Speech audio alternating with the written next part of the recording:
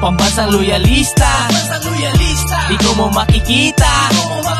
Pambansang loyalista, dito makikita ang totoong balita. 1, 2, 3. Pambansang loyalista, ito ang the best.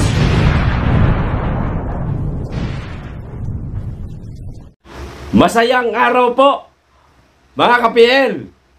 Mapapanood po natin ang kumpletong CCTV footage kung paano dinikwat, sinubo at nilunok ng isang lady screening officer ang di umano'y $300 na di umano'y dinikwat mula sa isang pasahero. Matindi. Panibagong kahihiyan na naman ito sa bansa, mga ka-PL. Ang Pangulo nagsusumikap paano pabanguhin itong ating bansa sa ibang nasyon. Nagsusumikap ang Pangulo paano lutasin ang napakaraming problema sa bansa. Nagsusumikap ang Pangulo paano matulungan ang ating mga kababayan. Pero may ibang mga kababayan tayo, mga ka-PL, na walang pakundangan kung gumawa ng illegal. Kung totoo man ito, abay dapat masibak po ang magandang babaeng ito, mga ka-PL. Mukhang maganda pa naman. O ito po ang video. Panoorin po natin. Pero bago ko po simulan, makikisuyo sa mga hindi pa po nakasubscribe. Baka naman po. At pakiclick na rin ang notification bell para updated sa lahat ng upload. At huwag niyo pong kalimutan pa-like sa video. Maraming salamat, makikisuyo. Ito na ho ang video, mga kapel. Panoorin po natin sa si ate. Magaling sumubo. Ate, sanay ka ba sa subuan? Pasintabi po sa ayaw makarinig ng green joke. O eto na ho.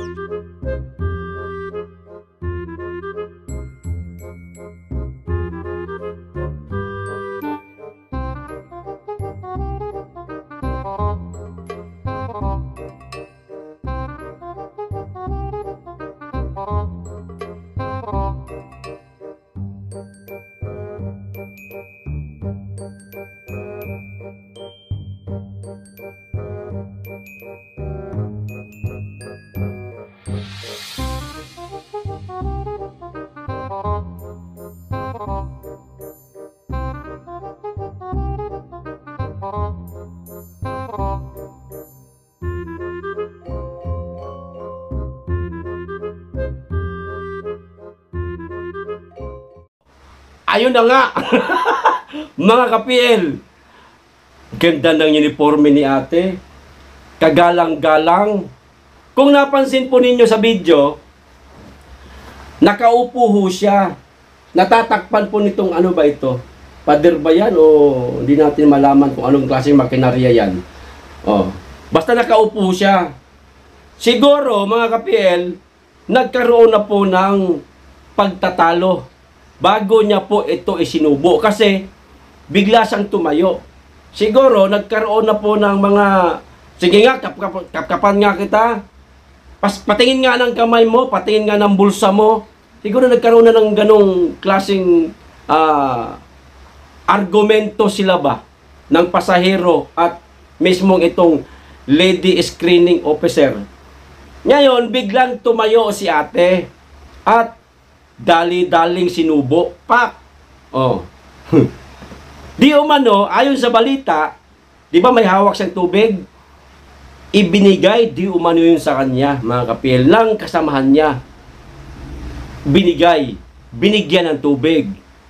So, maaaring may kinalaman itong nagbigay ng tubig para maitago ang di umano'y kanilang ginagawang kabulastugan na naman. Nakakahiya ho kayo. Naaatim ninyo na ipakain yan sa inyong pamilya mula sa pangdidekwat, pagnanakaw. Di ba? Maituturing pagnanakaw po ito, mga kapiel. Hindi naman inutang yan. Ate, pautang. O sino ka man, pasahero ka, pautang ng $300, subo ko lang sa bibig ko. May ganon. Di ho ba? Panibagong kahihiyan na naman ito sa bansa natin. At may lumapit na isang mama na iba ang uniforme, medyo gray, dark gray. Tinignan siya, siguro hindi po alam nitong isang lalaki na kumuha siya ng di umano'y $300. Kasi si ate, lumayo di ba? Ulitin niyo po yung video. Lumayo para isaksak maigi yung wala na siguro mapaglagyan. Kumbaga, kasubuan na ba? Baka, mga ka-PL, matagal niya na itong ginagawa. Baka lang kung totoo man ito, baka matagal niya na itong ginagawa. Nakakahiya po, ang Pangulo natin, pilit pinapabango ang ating bansa sa ibang karatig bansa natin, at kahit hindi po karatig bansa, kahit sa mga malalayong bansa at malalaking bansa. Kumbaga sa Bisaya ba, naningkamot si Pangulong Bongbong Marcos para bumango po tayo sa iba't ibang bansa para makaakit tayo ng mga foreign investor na maaaring mamuhunan sa ating bansa, pakinabangan, makakatulong sa ating ekonomiya. Higit sa lahat, makakatulong sa ating mga kababayan na walang trabaho. Magkaroon man lamang sila ng trabaho nang sa ganon, bumaba ang porsyento ng mga walang trabaho sa bansa. Pero nakakalungkot po, mga ka-PL, na meron po tayong iilang mga kababayan. Sa bagay, iilan lang naman po ito sila. Pero yun na nga, iilan na nga lang, putragis, nahuli pa sa CCTV camera. Siyempre, mapapanood po ito ng maraming bansa. At ang kanyang kinuhanan, mga ka-PL, ng $300, isang Chekwa, ayan, Chinese. O baka naman, inis lang si ate sa mga Chekwa dahil sa ginagawa ng kanilang kalahi sa West Philippine Sea. Ate, yun ba dahilan? Yun ba pinaghuhugutan mo ng lakas ng loob para magawa mo ang mangdekwat di umano ng $300?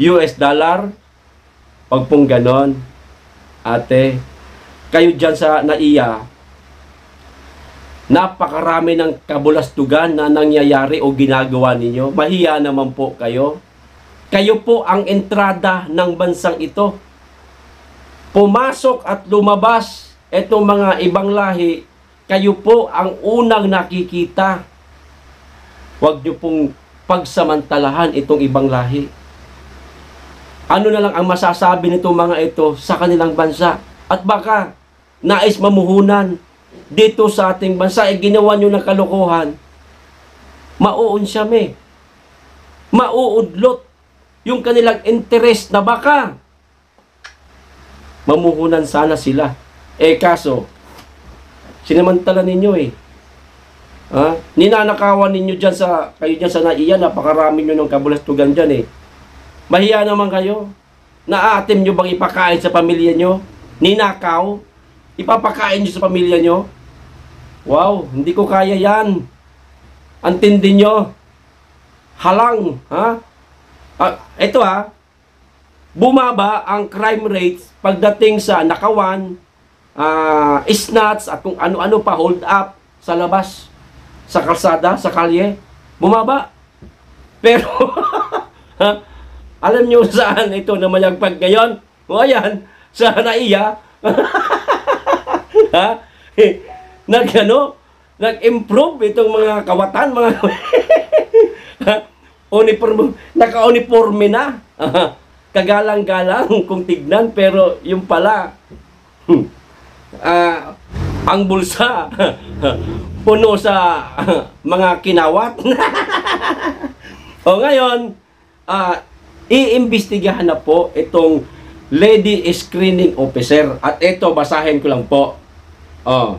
Iniutos kahapon ni Department of Transportation Secretary Jaime Bautista na imbestigahan ang naganap na paglunok ng $300 ng isang babaeng security screening officer o SSO upang maitago ang ginawang pagdikwat umano nito mula sa wallet ng isang pasaherong Chinese national sa Ninoy International Airport. Ayan, nakakalungkot, nakakahiya ang ginawa ni ate. Ate, sana iba na lang po ang sinubo mo. Ha? Kung sanay ka man sumubo, sana yun na lang po ang sinubo ninyo. Sigurado mag-i-enjoy pa yung wag na nga. Si ate talaga mahilig sa subuan. O ano po ang masasabi ninyo mga ka-PL tungkol po sa insidenteng ito? Paki-comment na lang. Hanggang dito lang po tayo. Maraming salamat po sa inyong lahat. Mag-iingat kayong lagi. Be blessed.